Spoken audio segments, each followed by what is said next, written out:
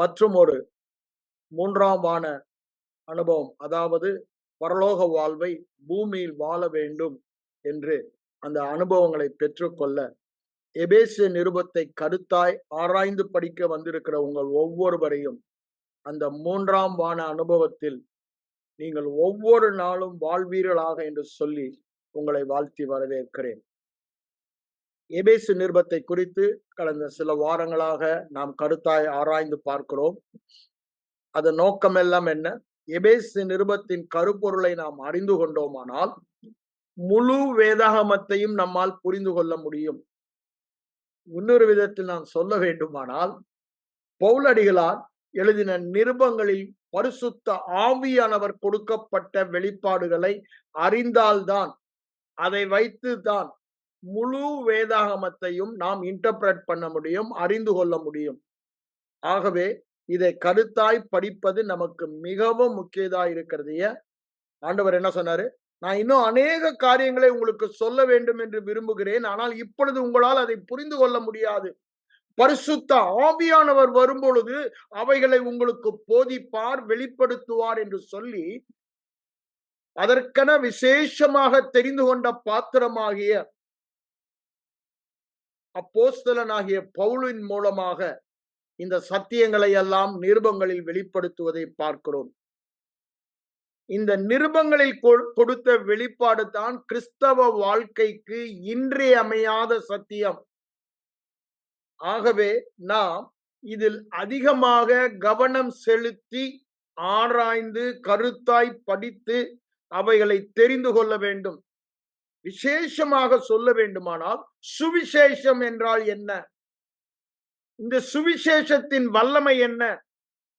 இந்த சுவிசேஷம் எல்லாவற்றுக்கும் போதுமானதா இருக்கிறதா என்பதை எல்லாம் தம்முடைய நிருபங்களிலே அப்போஸ்தலனாகிய பவுல் அவர் சொல்லுவதை நாம் பார்க்கிறோம். சுவிசேஷம் என்று சொல்லும் பொழுது வேதம் எதை வெளிப்படுத்துகிறது? ஒரு நற்செய்தி, காலங்காலமாய் மறைந்திருந்த நற்செய்தி. பழைய ஏற்பாட்டு தீர்க்கதரிசிகளால் ஆராய்ந்து அவர்களால் புரிந்து கொள்ள முடியாமல் தீர்க்க தரிசனம் சொன்ன நற்செய்தி. அந்த நற்செய்தி எல்லாமே யாரை சார்ந்ததாய் இருந்தது? தேவகுமாரனை வெளிப்படுத்துகிறதாய் இருந்தது. இன்னொரு விதத்தில் சொல்ல வேண்டுமானால், தேவ கிருபையை வெளிப்படுத்துகிறதாய் இருந்தது. சுவிசேஷம் என்பதுதான் கிருபை, கிருபை என்பதுதான் சுவிசேஷம். கிருபை இல்லாமல் ஒரு நல்ல செய்தியே இல்லை. எல்லோரும் பாவம் செய்து தேவ மகிமையற்று போனார்கள். ரோமர் 3:23 சொல்றாரு. 19 என்ன சொல்றாரு? எல்லோரும் ஆக்கினைக்கு ஏதுவான தீர்ப்புக்கு ஆளானார்கள், ஒருவனாகிலும் இல்லை. தேவனுடைய பார்வையிலே அடுத்த வசனம் சொல்றாரு, ஒருவன் கூட நீதிமான் இல்லை. அதை சொல்லிட்டு, ஒருவரும் தங்கள் கிரியையினாலே தேவனுக்கு முன்பாக நீதிமான் ஆகவே முடியாது. அப்போ வரப்போகிற ஆக்கினைக்கு ஒருவரும் தப்ப முடியாது. இயேசு கிறிஸ்துவை தவிர ஒருவரும் நியாயப்பிரமாணம் கேட்ட நீதியை முழுவதுமாய் கீழ்ப்படிந்து நிறைவேற்றவில்லை, நிறைவேற்ற போவதும் இல்லை. தங்களுடைய பலத்தினாலே, தங்களுடைய முயற்சியினாலே. இயேசு கிறிஸ்து ஒருவரே எல்லா நீதியையும் நிறைவேற்றினவர், எல்லா பிரமாணங்களையும் கை கொண்டு கீழ்ப்படிந்தவர் என்று வேதம் சொல்லுகிறது. எதற்காக? அதை நமக்கு தருவதற்காக. சிலுவையிலே ஏற்பட்ட கிரேட் எக்ஸ்சேஞ்ச் என்ன?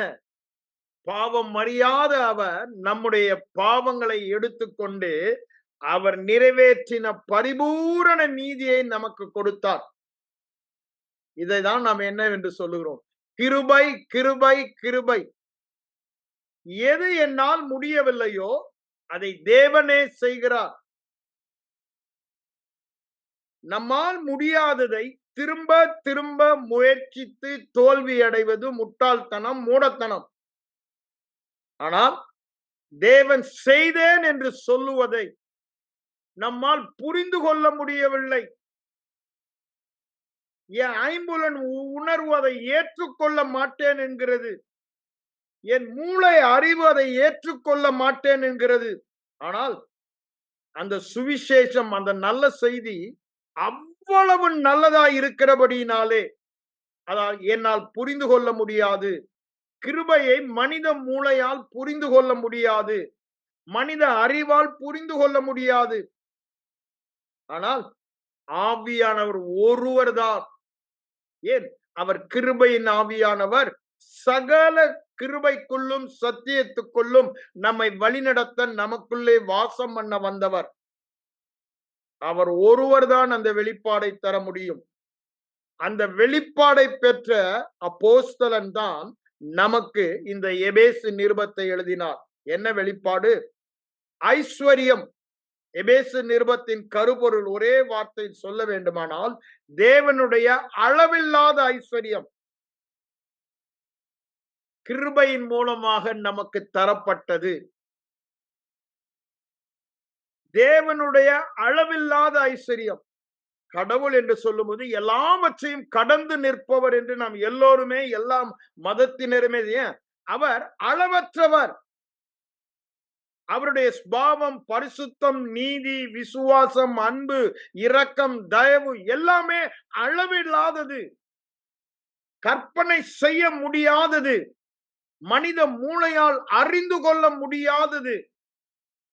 அந்த கிருபை வேதம் சொல்லுகிறது, கிருபையினாலும் சத்தியத்தினாலும் நிறைந்தவராய் நமக்குள்ளே வாசம் பண்ணினார். நியாயப்பிரமாணம் மோசேயின் மூலமாய் கொடுக்கப்பட்டது. கிருபையும் சத்தியமும் தேவகுமாரனால் நமக்கு வந்தது. It came through a person. ஒரு நபராக கிருபையும் சத்தியமும் நமக்கு வந்தது என்று யோவான் சுவிசேஷத்தில் 1 அதிகாரம் 16, 17 வசனங்களை வாசித்து பாருங்க. அந்த கிருபையினாலே நாம் கிருபையின் மேல் கிருபை பெற்று எல்லாவற்றிலும் நாம் பரிபூரணமாய் இருக்கிறோம் என்று அவருடைய நாமத்தின் மேல் விசுவாசம் உள்ளவர்களாய் ஏற்றுக்கொண்ட அத்தனை பேரை பற்றி அங்கு யோவான் அப்போஸ்தலர் சாட்சி பகிர்வதை நாம் பார்க்கிறோம். இந்த கிருபையை குறித்த வெளிப்பாடுதான், அல்லது இன்னொரு விதத்தில் சொல்ல வேண்டுமானால் இந்த ஐஸ்வர்யத்தை குறித்த வெளிப்பாடுதான் இந்த நிருபத்தில் முழுவதுமாக வெளிப்படுத்தப்படுகிறது. ஆகவேதான் இந்த நிருபத்தை ஆரம்பிக்கும் பொழுதே அவர் எப்படி சொல்றாரு? கிறிஸ்துவுக்குள் அப்போஸ்தலனாய் இருக்கிற, கிருபையினாலே அப்போஸ்தலனாய் இருக்கிற, தன்னுடைய வாழ்க்கை நான் ஏற்கனவே எடுத்தேன், எப்படி இருந்தது, எப்படி மாறினார், அது என்ன, கிருபையின் படத்தை எவ்வாறு காண்பிக்கிறது என்பது அந்த ஒரு வார்த்தையிலே தெரியலாம். அப்புறம் என்ன சொல்றாரு? யாருக்கு எழுதப்பட்டதா? எபேசில் உள்ள கிறிஸ்துவுக்குள் விசுவாசிகளாய் பரிசுத்தவான்களுக்கு எழுதப்பட்டது என்று சொல்லுகிறார். அப்ப கிருபை பாருங்க, நம்மை பார்க்கிற விதத்தை அங்கு காண்பிக்கிறது. கிருபையின் ஆவியானவர் நம்மை பார்க்கும் பொழுதெல்லாம் விசுவாசம், கிறிஸ்துவின் விசுவாசம் உள்ளவர்களாக, அவிசுவாசியாக அவர் நம்மை பார்ப்பதில்லை. அசுத்தம் உள்ளவர்களாக, பழுது உள்ளவர்களாக, குற்றம் உள்ளவர்களாக, தண்டிக்கப்படுகிறவர்களாக, கண்டிக்கப்படுகிறவர்களாக அவர் நம்மை பார்ப்பதில்லை. எதுல பார்க்கிறார்? கிருபைக்குள்ளாக நம்மை பார்க்கிறார், அல்லது கிறிஸ்துவுக்குள்ளாக நம்மை பார்க்கிறார். கிருபைக்குள்ளாக என்றால் என்ன அர்த்தம்? இயேசு செய்த கிரியையின் மூலமாக. கிருபை என்பது இயேசுவை குறித்தாலும் the second person of the Trinity, அப்படிதானே? திருத்துவத்தின் இரண்டாம் நபராகிய தேவ வார்த்தையாகிய, சத்தியமாகிய, தேவனுடைய ஜீவனாகிய இயேசு கிறிஸ்துவை குறித்து சொன்னாலும் அவர் நம்மை எவ்வாறு பார்க்கிறாரா? அவர் மூலமாக பார்க்கிறார், அல்லது கிருபைக்குள்ளாக நம்மை பார்க்கிறார். கிருபைக்குள்ளாக பார்க்கிறார் என்றால் என்ன அர்த்தம்? இயேசு சிலுவையில் செய்து முடித்த அந்த நற்செய்தியாகிய சுவிசேஷத்தின் மூலமாக தேவன் நம்மை பார்க்கிறார். தேவன் நம்மோடு இடைபடுவது, அல்லது நம்மோடு உறவாடுவது, நமக்கு பதிலளிப்பது எல்லாமே எதை சார்ந்ததா இருக்கிறது? இயேசு செய்த கிருபை, இயேசு செய்த கிரியையாகிய கிருபையை சார்ந்திருக்கிறது. கிருபை என்று சொல்லும் பொழுது நான் ஏற்கனவே சொன்னேன், அவருடைய சிலுவை மரணம் உயிர்த்தெழுதலினால் நம்மை என்னவாக அவர் மாற்றினார், உருவாக்கினார், சிருஷ்டித்தார் என்பதே கிருபையாகும். நாம் கிருபையினாலே புது சிருஷ்டியாக்கப்பட்டோம். அப்படின்னா என்ன? அவர் சிலுவைக்கு சென்று சிந்தின இரத்தத்தினாலே தேவனோடு ஒப்புரவாக்கப்பட்டு சமாதானமாக்கப்பட்ட ஒரு புது சிருஷ்டி. எப்படி? ஒரு பாவமே செய்யாத ஒரு பரிபூரண பரிசுத்தம் நீதி உள்ளவனாக, ஒரு வியாதியுமே இல்லாத ஆரோக்கியம் உள்ளவனாக, ஒரு குறைவுமே இல்லாத பரிபூரணம் உள்ளவனாக, அதாவது இன்னொரு விதத்துல ஒரே வார்த்தையில சொல்ல வேண்டுமானால் அவர் இருக்கிற வண்ணமாகவே, அவர் இருக்கிற வண்ணமாகவே நம்முடைய ஆவி மனிதனை புது சிருஷ்டியாக அவர் சிருஷ்டித்தார் என்று வேதம் சொல்லுகிறது. இதை ஒருவன் விவரித்து சொன்னாலும் அதை ஏற்றுக்கொள்ள முடியாது. ஆபகுக் அப்படிதான் 1 அதிகாரம் 6 சொல்றாரு. ஒருவன் விவரித்து சொன்னாலும் அதை உங்களால புரிந்து கொள்ள முடியாது. ஏன்? அப்பொழுது ஆவியானவர் கொடுக்கப்படவில்லை. இப்பொழுது ஆவியானவர், தேவ ஆவியானவர், வெளிப்படுத்தும் ஆவியானவர், இருளை வெளிச்சமாக்கும் ஆவியானவர், குருடருடைய கண்களை திறக்குகிற ஆவியானவர், செவிடருடைய காதுகளை திறக்கிற ஆவியானவர் நமக்கு கொடுக்கப்பட்டபடியினாலே இவைகளை நாம் புரிந்து கொள்ள முடியும். ஆகவே தான் பவுல் இங்க ஆரம்பிக்கும் பொழுதே கிருபையின் பார்வையை கூறுகிறார். கிருபையின் பார்வை எப்படி பார்த்தது? கிதியோனிடம் வரும் பொழுது ஒரு பயந்தாங்கோழி, பயந்து ஒளிந்து கொண்டு இருக்கிறான். எந்த நிமிடம் எதிரி வந்து எல்லாத்தையும் புடுங்கிட்டு போவான்னு. ஆனா கிருபையில் தேவன் அவனை பார்த்தபடினாலே என்ன சொன்னாரு? பராக்கிரமசாலியே. அவன் ஒரு கோலை. தன்னை பற்றி அவனுடைய எண்ணம், என் குடும்பம் அற்பமானது, நான் அற்பமானவன், ஒன்றுக்கும் லாய்க்கில்லாதவன், ஏதோ சாப்பாட்டுக்கு பயந்து பயந்து போரடித்து ஏதோ கொஞ்சமா கோதுமையை சேர்க்கணும் என்று நினைக்கிறவன். ஆனா தேவன் கிருபையிலே அவனை பார்க்கிறார். பராக்கிரமசாலியே என்று அழைக்கிறார். பலவீனன், கோலை தேவன் சொல்லுகிறார், பராக்கிரமசாலி என்று சொல்லுகிறார். ஒரு மனிதனை, ஒரே மனுஷனை முறியடிப்பது போல இந்த மீதியானிய கூட்டத்தை எல்லாம் நீ முறியடிப்பாய் என்று சொல்லுகிறார். ஐயா, இதை நம்ப முடியுதா? கிதியோனால ஏற்றுக்கொள்ள முடியுதா? முடியாது. தேவ ஆவியானவர் அவன் மேல் இறங்கினான். அவர் வேறு மனுஷனானான். ஆகவே அவனால் அதை ஏற்றுக்கொள்ள முடிந்தது. பழைய ஏற்பாடிலே தன்னுடைய காரியத்தை நடப்பிப்பதற்காக ஆவியானவர் வந்து இறங்குவார். நிலைத்திருக்கும் ஆவியானவர் அல்ல, நமக்கு நிலைத்திருக்கும் ஆவியானவர். ஆகவே அவன் அதை ஏற்று, அப்படியும் அவனுக்கு சந்தேகம் இருக்கும் பொழுது எதிரிகள் என்ன பேசுகிறாள் என்று கேட்க வைத்து அவனுடைய விசுவாசத்தை, ஏன் எதிரிக்கு நன்றாகவே தெரியும். அது கிதியோனுடைய இதுன்னு அவங்க அந்த சொப்பனத்தின் அர்த்தத்தை சொல்லும் பொழுது அவனுக்கே தைரியம் வருகிறது. இப்பவும் உங்களையும் என்னையும் பார்க்கும் பொழுது நம்முடைய எதிரியாகிய சத்ருவாகிய பிசாசுக்கு அவன் ஆவியிலே பார்க்கிறபடியினாலே நம்மை பரிசுத்தவானாக, நீதி உள்ளவனாக, இயேசுவை போலவே இருக்கிறதை பார்க்கிறான். அதுல சந்தேகமே இல்லை. அதனாலதான் நம்ம பார்க்கிறோம் மார்க் 1 அதிகாரத்துல அந்த லேகியோன் பிசாசு இயேசுவை பார்த்து என்ன சொல்லுறான்? நீர் பரிசுத்தர் என்று சொல்லுகிறான். ஏன்? அவனால் பார்க்க முடிகிறது அவர் ஆவியிலே. இன்னைக்கும் நம்ம பரிசுத்தவானாக தான் பிசாசு கூட பார்க்கிறான். தேவன் பார்ப்பதை நான் சொல்லல, பிசாசு கூட பார்க்கிறான். அசுத்த ஆவிகளுக்கு தெரியும். அங்கு தேவன் நான் உன்னோடு கூட இருப்பேன் கிதியோனுக்கு சொல்லி ஆவியானவர் அவன் மேல் இறங்கினார். அப்படிதானே? he clothed himself with Gideon. ஆங்கிலத்தில் அப்படிதான் போட்டிருக்கு. இது அமெரிக்கன் ஸ்டாண்டர்ட் வெர்ஷன்ல இயேசுல he clothed himself with Gideon.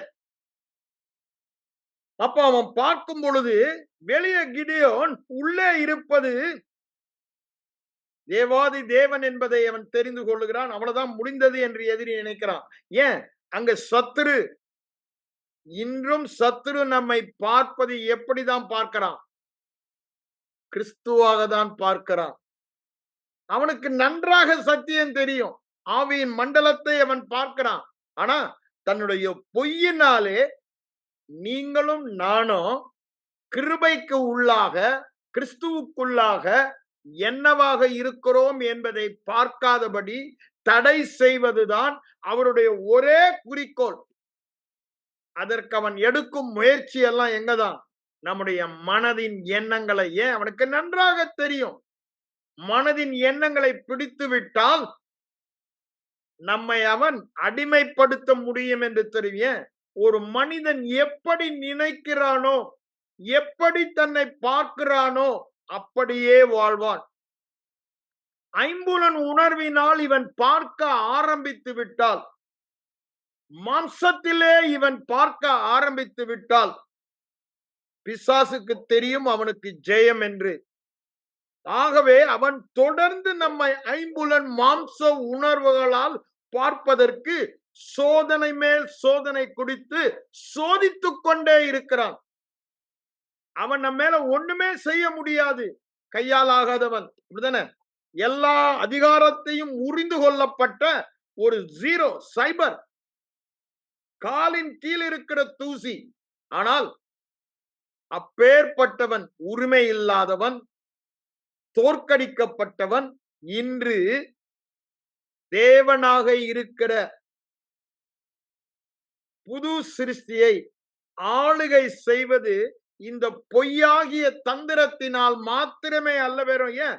நம்முடைய அறியாமையை உபயோகப்படுத்தி சத்தியம் என்ன சொல்லுகிறது, கிருபை என்ன சொல்லுகிறது, ஆவியானவர் என்ன சொல்லுகிறார் என்பதை கேட்க தவறுகிறபடியினாலே அவன் தொடர்ந்து பழைய எண்ணங்களின் மூலமாக, நான் ஒரு தெல்லுப்பூச்சி அப்படிதானே அப்படின்னு பாட வைத்து அதை நம்முடைய நினைவாக்கி, நாதியற்றவன், எதற்கும் உதவி இல்லாதவன், பிரயோஜனம் இல்லாதவன் என்ற எண்ணங்களை, அவனுடைய எண்ணங்களை கொடுத்து ஐம்புலன் உணர்வுகளினால் அவைகளை ஏற்றுக்கொண்டு அதை பாடி பேசி நம்முடைய மனதை பிடிக்க இரவும் பகலும் சுற்றி திரிகிறான். அதனாலதான் பவுல் என்ன சொல்றாரு? நாம் மிகுந்த ஜாக்கிரதை உள்ளவர்களாய் இருக்க வேண்டும். ஏன் மிகுந்த ஜாக்கிரதை? அவன் இரவும் பகலும் சுற்றி திரிகிறான் பொய்யை எடுத்துக்கொண்டு. கிருபை என்றால் என்ன என்பதை நாம் புரிந்து கொண்டோமானால், நாம் வாழ்கிற வாழ்க்கை நம்மை சார்ந்ததல்ல, கிருபையை சார்ந்தது என்று அறிந்து கொண்டோமானால், அவனுடைய பொய் நம்முடைய வாழ்க்கையிலே பலிக்காது.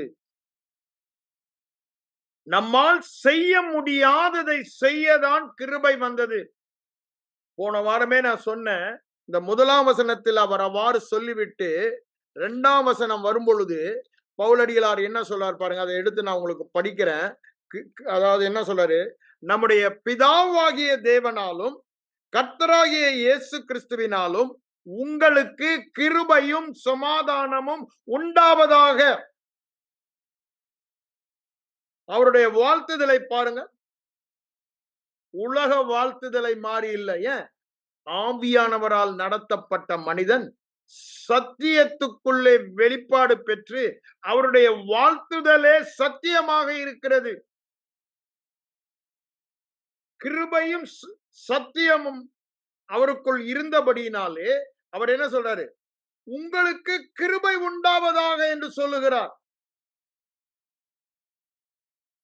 அதை சொல்லிவிட்டுதான் சமாதானம் உண்டாவதாக என்று சொல்லுகிறார். அது என்ன வெளிப்படுத்துகிறது?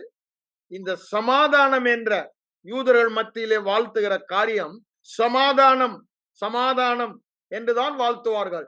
ஷலோம், ஷலோம் என்று வாழ்த்துவார்கள். ஷலோம் என்றால் ஒன்றும் குறைவுபடவில்லை, எல்லாவற்றிலும் சம்பூரணம். நீங்கள் எல்லாவற்றிலும் சம்பூரணம் உள்ளவர்களாய் இருப்பீர்களாக என்று ஒருவரை ஒருவர் வாழ்த்துவார்கள். ஆனா இங்க இவர் என்ன சொல்றாரு? கிருபையும் கிருபையும் சமாதானமும் உண்டாவதாக என்று சொல்லுகிறார்.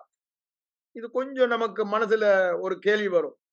அப்ப எனக்கு கிருபை இல்லையா, சமாதானம் இல்லையான்னு? இல்ல, கிருபை நமக்கு பரிபூரணமாய் கொடுக்கப்பட்டிருக்கிறது. ஏன்? கிருபையே நமக்குள்ள வாசம் பண்ணுகிறார். கிருபையே நமக்குள்ள வந்து விட்டார். சமாதானமே நமக்குள்ள வந்து விட்டார். சமாதானம் அப்படிதானே? ஜெகோவா ஷாலேம் அவர் நமக்குள்ள வந்து விட்டார். கிருபையின் தேவன் நமக்குள்ள வந்து விட்டார். ஆனா உண்டாவதாக என்று சொல்லுகிறாரு. ஆனா பேதுரு சொல்லும் பொழுது என்ன சொல்லு? எல்லா இதுல அவர் ஆரம்பிக்கும் பொழுது எப்படி ஆரம்பிக்கிறார்? பெருகுவதாக என்று சொல்லுகிறார். அப்போ பரிபூர்ண கிருபை எனக்கு இல்லையா, சமாதானம் இல்லையா? இருக்கத்தான் செய்கிறது. அவங்க சொல்லுகிறது என்ன? உண்டாவதாக. தீமோத்தேயுவை பார்த்து பவுல் சொல்லும் பொழுது என்ன சொல்லுகிறார்? 2 தீமோத்தேயு 2:1 கிருபையிலே பலப்படு என்று சொல்லுகிறார். கர்த்தரிலும் அவருடைய சத்துவத்தின் வல்லமையிலும் பலப்படு என்று சொல்லுகிறார். எபேசியர் 6ஆம் அதிகாரத்துல 10ஆம் வசனம். ஏன்?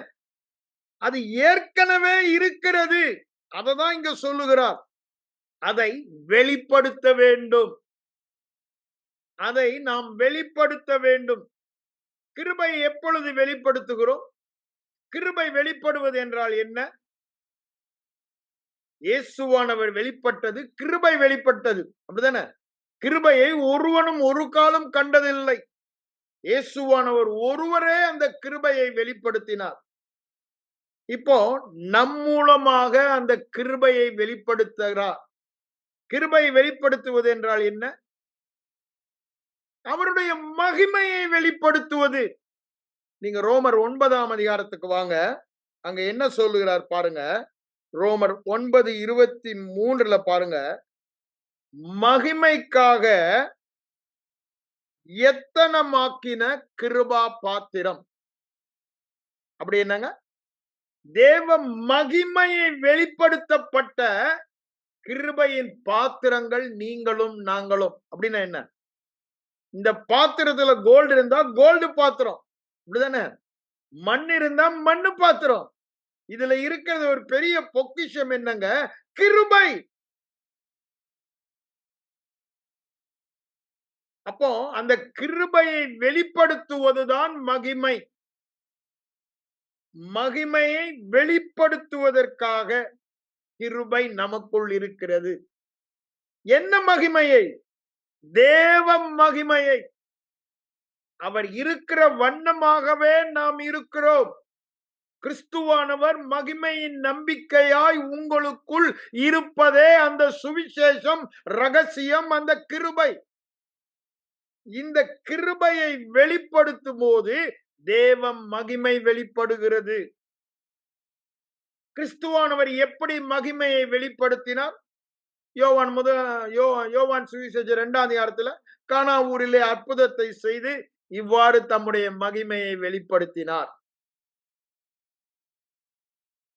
மகிமை வெளிப்பட்டது. அதேதாங்க இந்த கிருபை அவர் மூலமாக மகிமையாக வெளிப்பட்டது.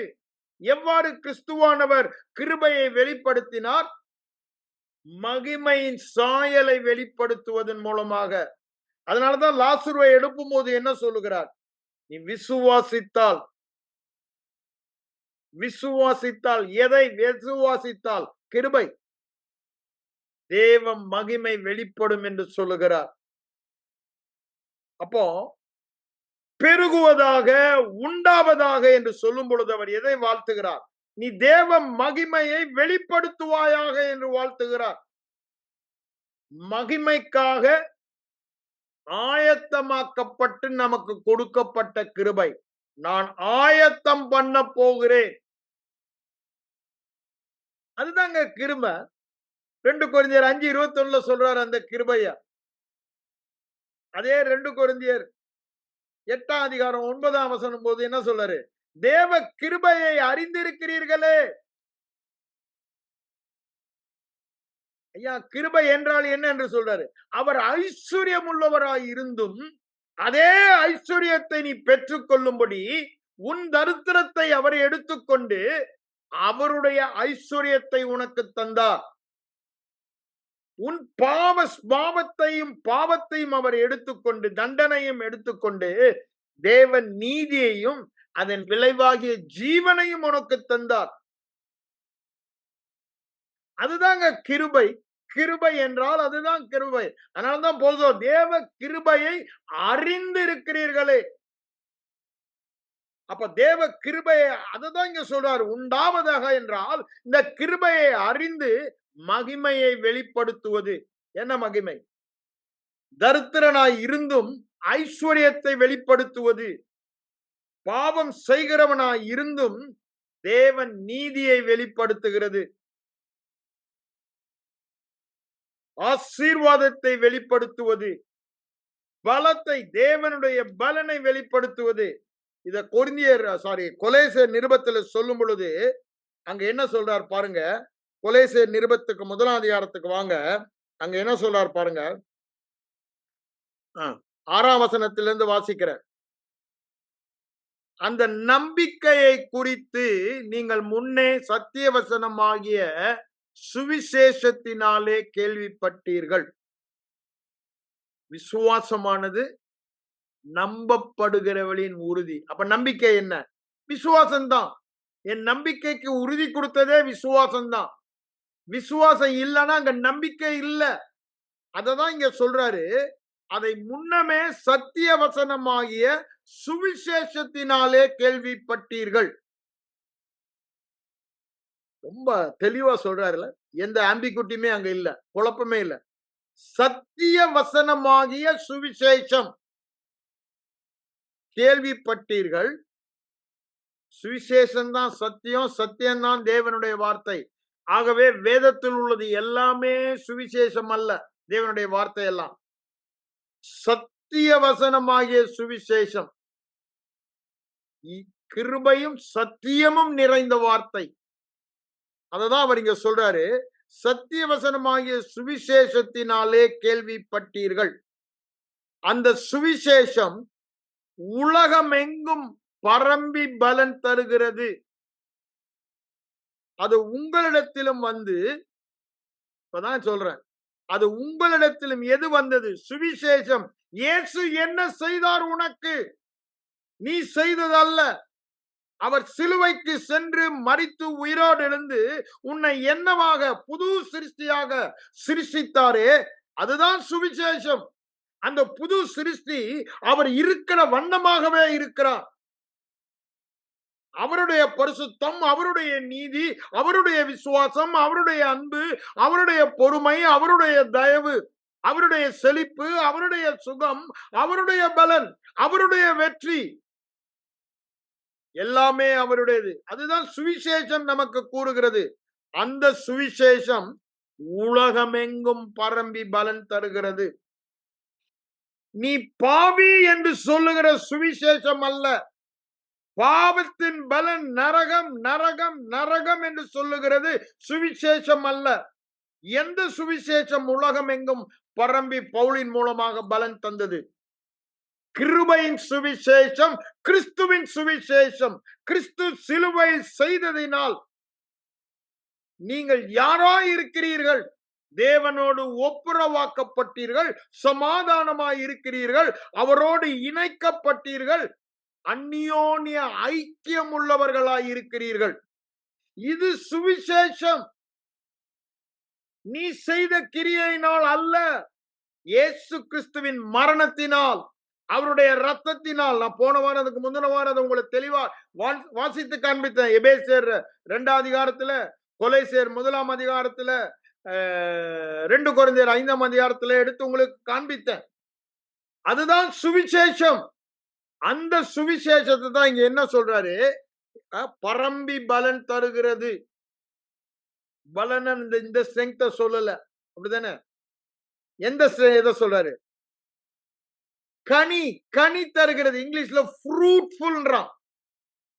அதாவது கனி தருகிறது. இங்க அவங்களுடைய கனியை சொல்றான். முன்னாடியே உங்க அன்பை குறித்து கேள்விப்பட்டேன், உங்கள் விசுவாசத்தை குறித்து கேள்விப்பட்டேன்ற. இதெல்லாம் கனி. எப்படி அவங்களுக்கு இந்த அன்பு இந்த சுவிசேஷத்தை கேட்டபடியினாலே, அதை விசுவாசித்தபடியினாலே, அந்த விசுவாசம் செயல்பாடாக அன்பு, அவருடைய அன்பு, விசுவாசம் எல்லாம் சொல்றாரு. அந்த நம்பிக்கை எல்லாம் இதனால வந்தது. அததான் இங்க என்ன சொல்றாரு, உலகமெங்கும் பரம்பி அந்த உள்ளான மகிமை கனியாக வெளிப்படுகிறது என்று சொல்லுகிறார். உள்ளான மகிமை கனியாக வெளிப்படுகிறது.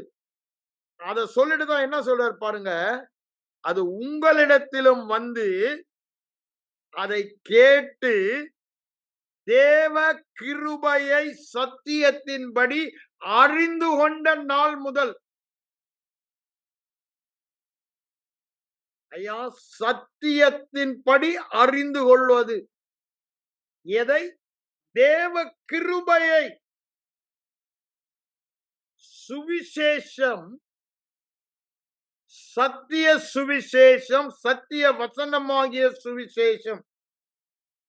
அதனால்தான் கலாத்தியர் அவர் பவுல் திரும்ப திரும்ப சொல்றாரு, இந்த சத்திய சுவிசேஷத்திற்கு ஒரு வினாடி கூட நான் காம்ப்ரமைஸ் பண்ணல.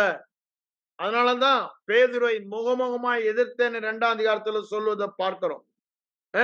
அததான் 3வது, இந்த சத்திய சுவிசேஷத்துக்கு கீழ்ப்படியாமல் போக உங்களை மயக்கினவன் யார் என்று சொல்லுகிறார். ஏன்? அங்கு கிருபையோடு கிரியையை சேர்த்தபடியினாலே அவ்வளவு காட்டமாக கலாத்திய நிருபத்தில் சொல்லுவதை பார்க்கிறோம். இங்க என்ன சொல்றாரு? சுவிசேஷம் என்றால் கிருபை சுவிசேஷம். கிருபையை அறிய வேண்டுமானால் சுவிசேஷத்தை கேட்கும் பொழுதுதான் கிருபையை அறிய. அதுதான் இங்க என்ன சொல்றாரு, அதை நீங்கள் கேட்டு எதை கேட்க வேண்டும்? சுவிசேஷத்தை கேட்க வேண்டும். சுவிசேஷம் என்ன? இயேசு மரித்து உயிர்த்தெழுந்து எனக்கு ஆயத்தம் பண்ணினது கண் காணவில்லை, காது கேட்கவில்லை, மனித எண்ணத்தில் தோன்றவில்லை. அது சுவிசேஷத்தின் மூலமாய் எனக்கு சொல்லப்பட்ட பொழுது ஆவியானவரே எனக்கு வெளிப்படுத்தினார். அந்த வெளிப்பாடு வரும் பொழுதுதான் தேவ கிருபையை சத்தியமாக நான் அறிந்து கொள்ளுகிறேன். அதை தேவ கிருபையை சத்தியத்தின்படி அறிந்து கொண்ட நாள் முதல் அது உங்களுக்குள்ளும் பலன் தருகிறது. அப்படின்னு என்ன? அந்த மகிமையை வெளிப்படுத்துகிறார். அதான் இங்க சொல்றார், மகிமை உண்டாவதாக என்ற போலதான் கிருபை உண்டாவதாக. உங்களுக்கு சமாதானம், கிருபையும் சமாதானமும் உண்டாவதாக. அப்படின்னா என்ன? இந்த பலன் வெளிப்படுவதாக, இந்த கனி வெளிப்படுவதாக, இந்த மகிமையின் சாயல் வெளிப்படுவதாக என்று சொல்லுகிறார். எப்பதான் முடியும்? அததான் இங்க சொல்றார். அங்க அவர் வாழ்த்துகிறார். நம்ம கூட டெய்லி வாழ்த்துறோம், அப்படிதானே? குட் மார்னிங் பிரதர்ன்றோம். ஏன்? இது நல்லா இருக்கட்டும், உங்களுக்கு இந்த நாள் எல்லாமே உங்களுக்கு நல்லதா இருக்கட்டும், எல்லாம் நன்மையானவைகள் உங்களுக்கு நடக்கட்டும்ன்றோம். நல்லது நல்லது நன்மை நடக்கட்டும்ன்றோம். ஆனா இங்க எல்லாவற்றையும் உள்ளடக்கின கிருபை உண்டாவதாக என்று சொல்லுகிறார். அப்படின்னா என்ன? உங்கள் இருதயத்திலே ஆவியிலே வாசம் பண்ணுகிற கிருபை வெளிப்படுவதாக என்று சொல்லுகிறார். கிருபையினால் நீங்கள் என்னவாக இருக்கிறீர்கள் என்பதை உலகத்திற்கு காண்பித்து அந்த மகிமையை வெளிப்படுத்துங்கள் என்று சொல்லுகிறார். அதுதான் சொல்லாது, கிருபையை அறிந்து கொண்ட நாள் முதல், தேவ கிருபையை அறிந்து கொண்ட நாள் முதல், தேவ கிருபையை அறிந்து சத்தியத்தின்படி அறிந்து கொண்ட நாள் முதல் உங்களுக்குள் அந்த மகிமையின் சாயலை வெளிப்படுத்துகிறது, பலன் தருகிறது என்று சொல்லுகிறார். அதனாலதான் வாழ்த்துதலே அவ்வாறு வாழ்த்தி ஆரம்பிக்கிறார். நான் சொன்ன மாதிரி 2 கொரிந்தியர் 4ஆம் அதிகாரம் 15ஆம் வசனத்துக்கு வாருங்க. அங்க என்ன சொல்றார் பாருங்க.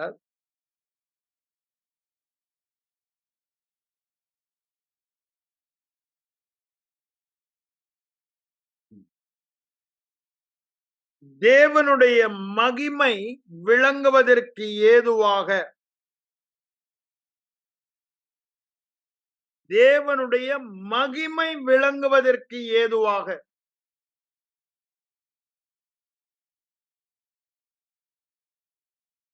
தேவ மகிமை என்று சொல்லும் பொழுது தேவ சாயல் வெளிப்படுவதற்கு ஏதுவாக. தேவனுடைய கனி, நீதியின் கனி, அப்படிதானே, ஆவியின் கனி, தேவ சாயல் வெளிப்படுவதற்கு ஏதுவாக கிருபையானது எதுங்க வெளிப்படுத்த முடியும்? உங்க கிரியை வெளிப்படுத்தவே முடியவே முடியவே முடியவே முடியாது, நீங்க எவ்வளவு முயற்சித்தாலும். ஆனா அத முடிய பண்ணதான் இயேசு சிலுவைக்கு சென்றார். அதற்காக தான் மானிடனாய் வந்தார்.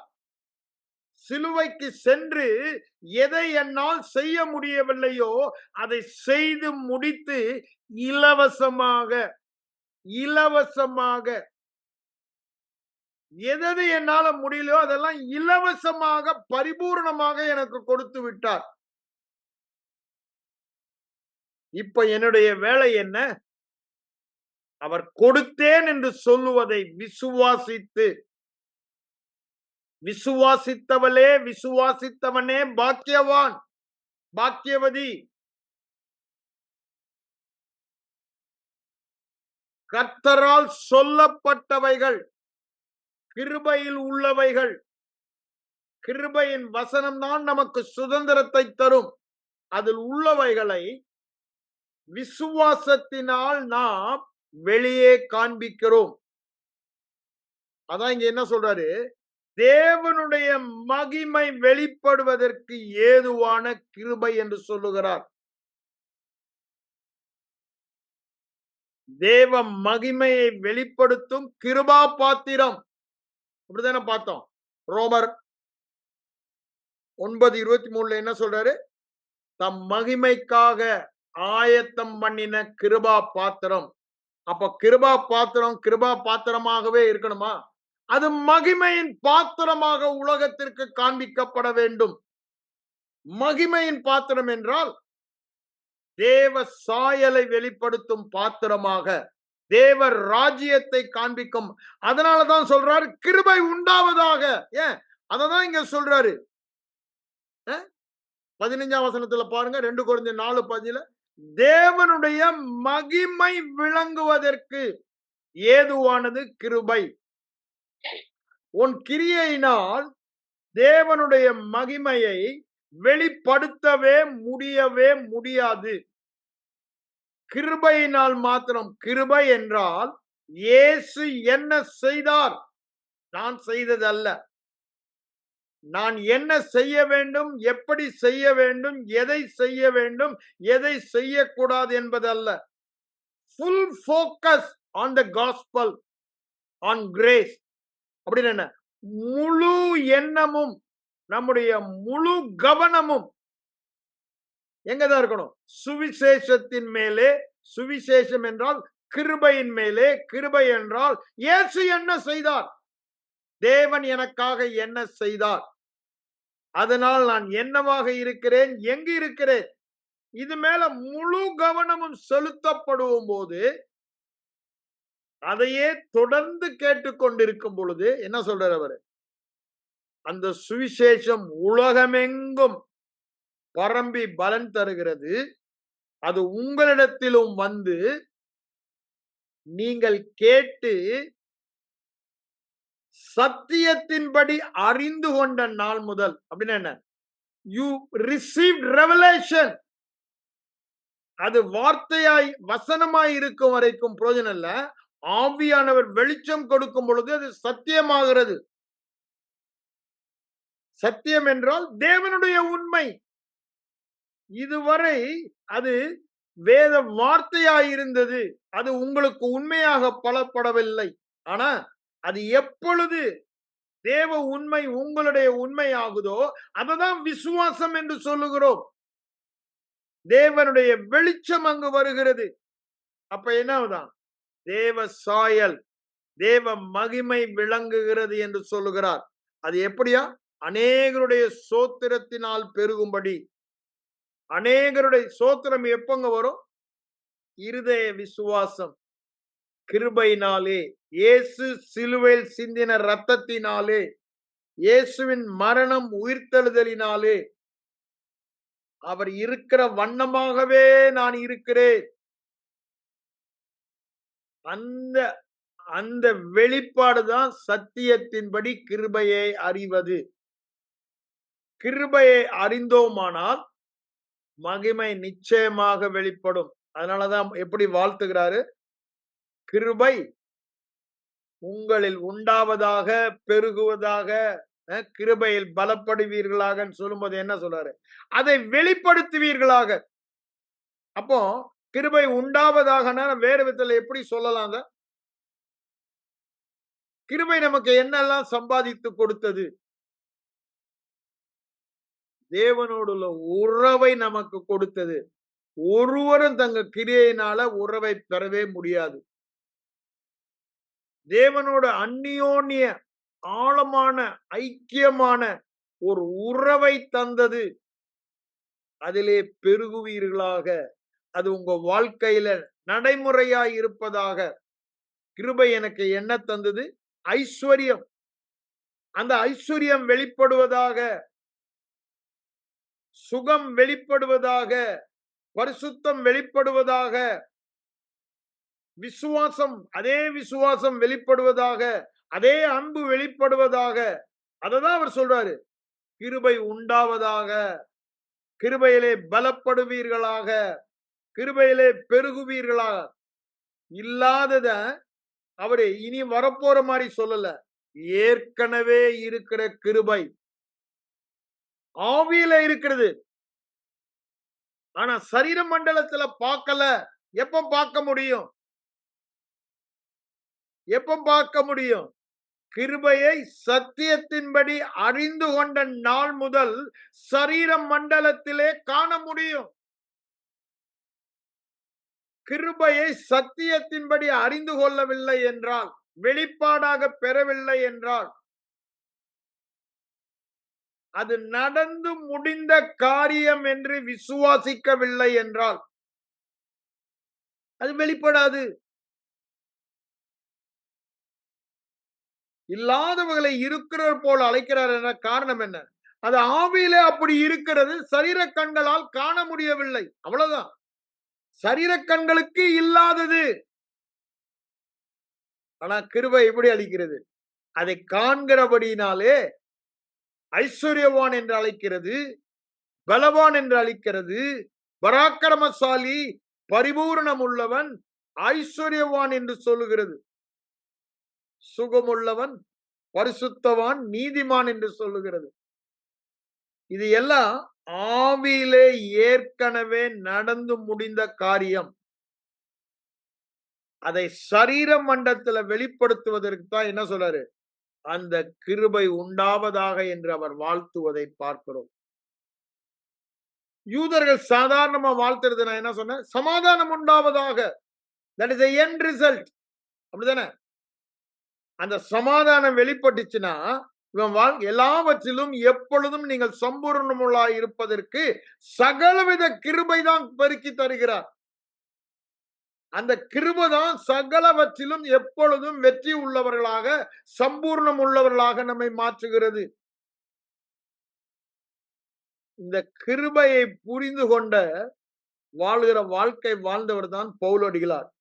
அவருடைய வாழ்க்கையிலிருந்து அந்த கிருபையை பற்றி அவர் என்ன சொல்கிறார் பாருங்க. கிருபையிலே பலப்படு என்று சொன்னவர் தன்னை பற்றி சொல்லும் பொழுது கிருபைதான் தன்னுடைய வாழ்க்கையின் ஆதாரம் என்று சொல்லுகிறார். நீங்க 1 தீமோத்தேயுக்கு வாருங்க.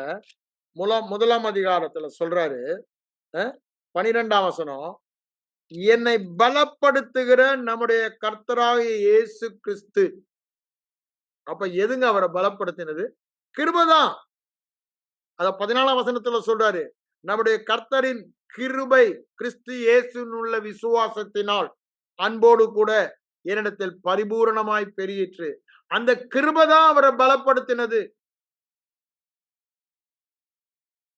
அவருக்கு அளிக்கப்பட்ட கிருபை, திரும்ப திரும்ப சொல்றாரு, நமக்கு கிருபை ஏற்கனவே அளிக்கப்பட்டது. எல்லா இடங்களும் அதான் சொல்றாரு. அவர் நமக்கு அளிக்கப்பட்ட கிருபையினாலே நம் சுதந்திர அப்பா பிதாவை என்று கூப்பிடுகிற புத்திர சுவிகாரராக மாறினோம். அததான் அவர் சொல்றாரு இங்க. அந்த கிருபை தான் என்னை பலப்படுத்தினது. அததான் தீமோத்தேயுக்கும் சொல்றாரு. கிருபையிலே பலப்படுன்னு. இப்ப வாழ்த்தும் போதும் அதுதான் சொல்றாரு. தேவ கிருபை உங்களை பலப்படுத்தும் அப்படின்னு என்ன? மகிமையின் சாயலை வெளிப்படுத்தும். வேற எதுவும் மகிமையின் சாயலை வெளிப்படுத்தவே முடியாது. அவர் செய்த கிரியை மாத்திரம் தேவ சாயலை வெளிப்படுத்தும். அதற்கு நீங்க செய்ய வேண்டியதெல்லாம் அதை கேட்டு விசுவாசம். அத கேட்பதினால் வருகிற விசுவாசம். ரோமர் 10:17 சொல்றல்ல, கேட்டு விசுவாசித்த நாள் முதல் உங்களுக்குள் பலன் தருகிறது. அதான் சத்தியத்தை அறிந்து கொண்ட நாள் முதல். அதான் விசுவாசித்த நாள் முதல் பலன் தருகிறது. இங்க என்ன சொல்றாரு?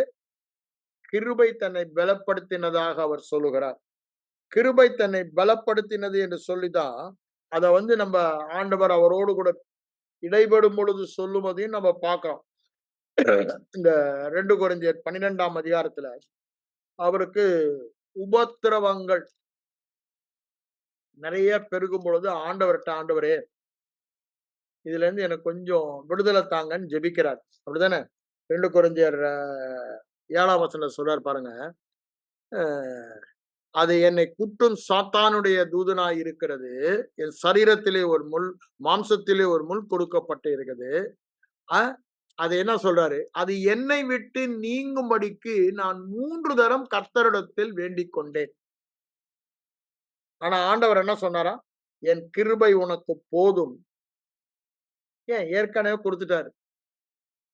அந்த பலவீனத்தை மேற்கொள்ளுகிறதற்கு என் கிருபை மேலானதாய் பூரணமாய் இருக்கிறது என்று சொல்லுகிறார். இன்னைக்கு அநேகர் என்ன சொல்லிடுறாங்க? நான் வியாதியில வாழ்றேன்னா காரணம் பிரதர் தேவ கிருபை என்னை தாங்குறேன். சுத்த அபத்தம். அப்படிதானே? நான் தோல்வியில வாழ்கிறேன், விருத்தி இல்லாம வாழ்கிறேன், குறைவிலே வாழ்கிறேன், பாவத்திலே வாழ்கிறேன், சாபத்திலே வாழ்கிறேன்னா தேவ கிருபை என்னை தாங்கினாலும் இங்க அவர் அப்படி சொல்லல. கிருபை எப்பொழுதுமே குறைவை அப்படியே முழுங்கி போடும். மரணத்தையே முழுங்கி போட்டது, இருளை முழுங்கி போட்டது. அப்படிதானே? இருளானது அதை பற்றி கொள்ளவே முடியாது கிருபையின் ஒளியை. இந்த கிருப வந்த இடத்துல என்ன பண்ணுதான்? ஜீவன் அதிகமா பிறந்து மரணத்தை முழுங்கிடுச்சுன்றாரு. அப்ப பாருங்க, கிருபை அதிகமாய் பெறுகிறது எதற்கு? இதெல்லாம் மேற்கொள்ள நான் போன வாரமே வாஸ்து காமித்தேன். அப்படின்னு என்னங்க? கிருபை மேற்கொண்டு மகிமை வெளிப்படும் என்று சொல்லுகிறார். நீ கிருபையை விசுவாசித்தா போதும், உன்னுடைய சூழ்நிலையை பாராதே அவனுக்கு சொல்லுகிறார். அதனாலதான் அவர் என்ன சொல்றாரு? என் பலவீனங்களை குறித்து மிகவும் சந்தோஷமாக மேன்மை பாராட்டுகிறேன்.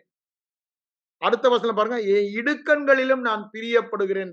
ஏங்க இன்னைக்கு இதை எடுத்துட்டு எதிர்மாத விதமா இது சொல்லிட்டு இருக்காங்க. என்ன சொல்றாங்க? பலவீனத்துல என் வியாதியில நான் சந்தோஷமா இருக்கேன், என் தரித்திரத்துல நான் சந்தோஷமா இருக்கேன், என் விருத்தி இல்லாத காரியத்துல நான் சந்தோஷமா இருக்கேன், நான் பெருக முடியாத காரியத்துல சந்தோஷமா இருக்கேன் அப்படின்னு சாபத்தின் பட்டியலில் உள்ள காரியங்க வாழ்க்கையில காணப்பட்டாலும் சந்தோஷமா இருக்கிற என்று சொல்றாங்க. ஆனா இங்க அவர் என்ன சொல்ல வரான்றதோ புரிந்து கொள்ள வேண்டும். என் பலவீனங்களை குறித்து நான் மிகவும் சந்தோஷமா இருக்கிறேன், எனக்கு வரும் துன்பங்களிலும் இடுக்கண்களிலும் நான் பிரியப்படுகிறேன் என்று சொல்லுகிறார். ஏங்க 10ஆம் வசனம் ஆரம்பிக்கும் போது என்ன சொல்றாரு பாருங்க. அந்தபடி கிருபையின்படி என் கிருபை எனக்கு போதுமாய் விளங்கும் என்று சொன்னாரே, அந்த கிருபையின்படி பலவீனமாய் இருக்கும் போதே ஐம்புலன் உணர்வினால் நான் உணர்வது பலவீனம் உள்ளவன், சுகமில்லாதவன், குறைவு உள்ளவன், பாவம் உள்ளவன், சாபம் உள்ளவன். ஆனா இந்த கிருபை என்ன இருக்குதான்? அதை மேற்கொண்டு பலத்தை என் மூலமாக அந்த மகிமையின் சாயலை வெளிப்படுத்துகிறது. ஆகவே நான் எப்படி இருக்கிறேன் என்று விசுவாசிக்கிறார். இப்போ பலமுள்ளவனாய் இருக்கிறேன். பலவீனன் தன்னை பலவான் என்று சொல்லுவானாக என்று சொன்னார். அப்படிதானே? இப்போ நான் பலவானா இருக்கிறேன். அதனாலதான் என்ன சொல்றாரு? ஆகையால் ஆகையால் பலவீனனாய் இருக்கிறபடியினால் அல்ல, கிருபையினால் நான் பலவான், கிருபையினால் நான் ஐஸ்வர்யவான், கிருபையினால் நான் பரிசுத்தன், கிருபையினால் கிறிஸ்துவின் விசுவாசம், அன்பு, அவருடைய திவ்ய ஸ்பாவம் உடையவன். ஆகையினால் ஆகையினால் அது நல்லா படித்து பாருங்க. என்ன சொல்றாரு? ஆகையால் கிறிஸ்துவின் நிமித்தம். அங்க வியாதிய கூட சொல்லல. அநேகர் இதை வியாதின்றாங்க. அப்படிதானே? அவர் என்ன சொல்றாரு? கிறிஸ்துவின் நிமித்தம் எனக்கு வரும் பலவீனங்களிலும். ஐயா, அவர் ஊழியத்துல தூங்காம சாப்பிடாம இரவும் பகலும் பிரயாசப்பட்டார். அது நான் அல்ல, எனக்குள் இருந்த கிருபையே அப்படி செய்தது என்று 1 கொரிந்தியர் 15:10 நம்ம வாசிக்கிறோம். அவர் என்ன சொல்றாரு? அந்த ஊழியத்தின் நிமித்தம், அப்படிதானே, சுவிசேஷத்தின் நிமித்தம், அந்த கிருபை என்னை ஊந்தித்தலன கிருபையின் நிமித்தம், சுவிசேஷத்தின் நிமித்தம், கிறிஸ்துவின் நிமித்தம் எனக்கு வந்த பலவீனங்கள், நிந்தைகள், நெருக்கங்கள், அதெல்லாம் என்னங்க? All is persecution. பவுல் போன இடமெல்லாம் அவருக்கு என்னதான்? நெருக்கம்தான். போன இடமெல்லாம் அவனுக்கு நிந்தைதான். இவன் கள்ளப்போதகன், கள்ளப்போதகன், கள்ளப்போதகன், கள்ள அப்போஸ்தலன். ஏன்? அவங்களால சுவிசேஷத்தை புரிந்து கொள்ளவே முடியல. மத வைராக்கியம் உள்ள யூதர்களா. ஏன்? இவனும் ஒரு காலத்துல அப்படி இருந்தவன் தான். இந்த கிருபை செய்தது பாருங்க. அப்பேற்பட்டவனை அதையே பிரசங்கிக்கிறவனாக, அதன் மூலமாக உலகத்தையே மாற்றுவனாக மாற்றினது கிருபை. அதுதான் இங்க என்ன சொல்றாரு? இந்த எவ்வளவு பலவீனம், நிந்தை, நெருக்கம், துன்பம் எல்லாம் ஒரே காரணம் தான் சொல்றாரு. கிறிஸ்துவின் நிமித்தம், கிருபையின் சுவிசேஷத்தை நான் பிரசங்கித்தது நிமித்தம் என் பிராணனையும் நான் அருமையாக எண்ணேன். இந்த சுவிசேஷம், கிருபையின் சுவிசேஷத்தை பிரசங்கிப்பதற்காக என்றாரு. அந்த வசனத்தை எடுத்து உங்களுக்கு நான் வாசித்தர்றேன். அப்போஸ்தலர் நடபடி புத்தகத்திலே 20ஆம் அதிகாரத்துக்கு வாங்க. என்ன சொல்றாரு பாருங்க. கடைசியா எபேசிய விசுவாசிகளையும் மூப்பர்களையும் கூப்பிட்டு அவர் எபேசு மிலேத்திலிருந்து எபேசுக்கு ஆள் அனுப்பி சபையின் மூப்பரை வரவழைத்து என்ன சொல்றாரு? பிரயோஜனமானவர்களில் ஒன்றையும் நான் உங்களுக்கு மறைக்கவில்லை, எல்லாம் நான் வெளியரங்கமா உங்களுக்கு சொன்னேன்றாரு. அதை சொல்லிட்டு தான் என்ன சொல்றாரு? தேவனிடத்தில் மனதில் கொண்டு நான் ஆவியிலே கட்டுண்டவனாக எருசலேமுக்கு போகிறேன், அங்கே எனக்கு நடக்கும் காரியங்களை நான் அறியேன். 23 என்ன சொல்றாரு பாருங்க. கட்டுகள், உபத்திரவங்கள் எனக்கு வைத்திருக்கிறது என்று பரிசுத்த ஆவியானவர் பட்டணம் தோறும் எனக்கு தெரிவிக்கிறத மாத்திராத. ஐயா, எது நிமித்தமாக? சுவிசேஷத்தின் நிமித்தமாக. ஆவியானவர் உனக்கு வியாதி வரும், உனக்கு ஆக்சிடென்ட் நடக்கும், குறைவு வரும், அப்படியா சொல்றாரு? இல்லங்க, இல்ல. அதெல்லாம் இயேசு செய்து முடித்த காரியங்கள். அவைகள் யாவும் இயேசு செய்து முடித்த காரியங்கள். அவைகள் யாவும் இயேசு செய்து முடித்த காரியங்களா இருக்கிறபடினால அதை சொல்லல. சுவிசேஷத்தின் நிமித்தம் வருகிற உபத்திரவம், அதுதான் சொல்றாரு.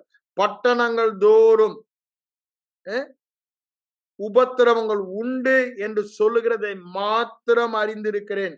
ஆகிலும் ஆகிலும் ஐயா, உபத்திரவம், கட்டு, நிந்தை என்னை பற்றி அவங்க சொல்றதெல்லாம், இவன் பெரிய அயோக்கிய பைய, இன்னும் பாவத்துல வாழ்றான், இந்த பாவத்தை மறைக்கிறதுக்கு கிருபன் புதுசா ஒரு சத்தியத்தை கொண்டாந்துட்டான்.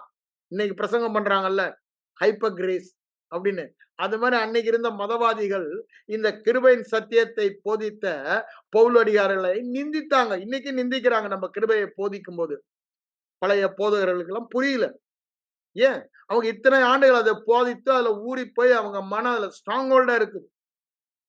நல்லா புரிஞ்சுக்கணும். இயேசு ஹைப்பர் தான், அப்படிதானே? கிருபை ஹைப்பர் தான். It's extraordinary, it's super super super extraordinary. மூல அறிவினால புரியாது. அதனால அவன் என்ன சொல்லுவான்? ஹைப்பர் தான் சொல்லுவான். அவன் கிரிட்டிசைஸ் பண்ற மூட்ல சொல்றான். ஆனா வேதம் நிச்சயமாகவே சத்தியமாகவே சொல்வது, இது ஹைப்பர், இது ஹைப்பர், இது ஹைப்பர். உன்னால கிரகித்து கொள்ளவே முடியாது, புரிந்து கொள்ளவே முடியாது. குப்பையில இருக்கிறவனை தூக்கி ராஜாவாக்குறவர், ஆடு மேய்க்கிறவனை ராஜாவாக்குகிறவர், சிறையில இருக்கிறவனை தேசத்துல ஆள வைக்கிறவர், பயந்து பயந்து போரடிக்கிறவன அப்படியே லட்சக்கணக்கான மக்களை முறியடிக்க வைக்கிறவர்.